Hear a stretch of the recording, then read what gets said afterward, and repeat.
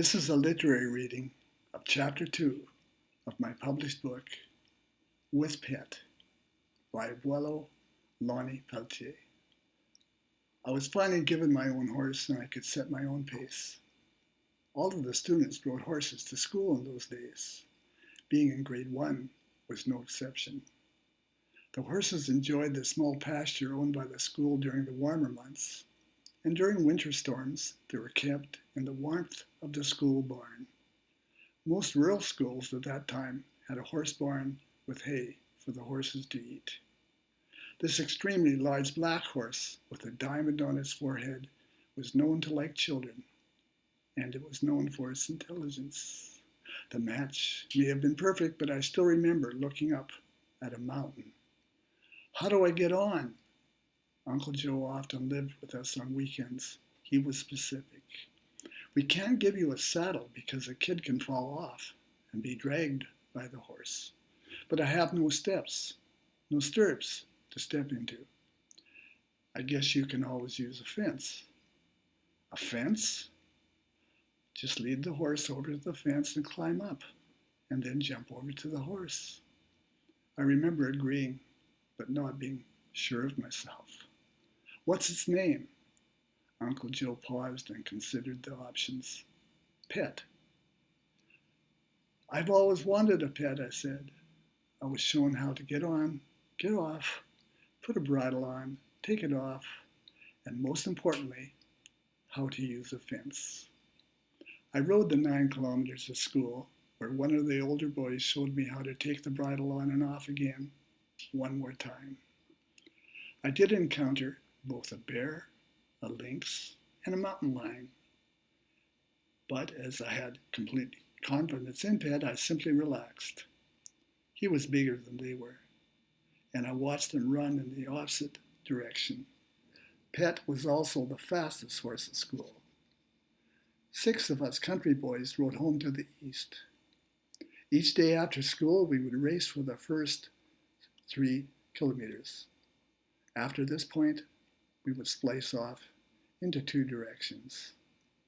In grade 1, I was afraid to race in the group. But Pet and I remained in the rear, with me just hanging on for safety and for dear life. In grade 2, Pet would run at a gallop directly beside the front horse at what seemed to be a leisurely pace for her. But in grade 3, Pet and I were the fastest. The older boys were in grade 9, so I was extremely proud of us. Their small ponies didn't have a chance. Over the 4 years, my riding progressed to Saturday rides just for the sheer enjoyment of living in these mountain foothills. We endured seeing brown bears, mountain lions, and cougars with no problem. But Pet would rear at the sight of a squirrel. I would then fall off. But in summer, I simply found a fence post for a ladder and climbed from the post onto Pet. But in the winter, this meant that I had to walk through waist-high snow. It was Canada, pulling Pet with a bridle in order to find a post to climb on.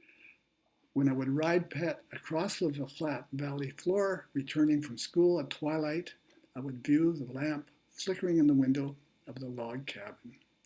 In the cold chill of the winter, I could then return to my grandparents and a warm cup of hot chocolate. My grandmother always had a cup of hot chocolate ready for me. Pet and I enjoyed nature in its vastness, exploring the paths that sometimes seemed to lead nowhere. Some were leading to a fish hole of a creek and then terminating, others to a clearing where perhaps moose hunting was possible, deer hunting also was possible. It was there on the range that Pet and I truly got to know each other. Each day ended with our return to Grandpa's barn and taking off Pet's bridle and finding a bale of hay.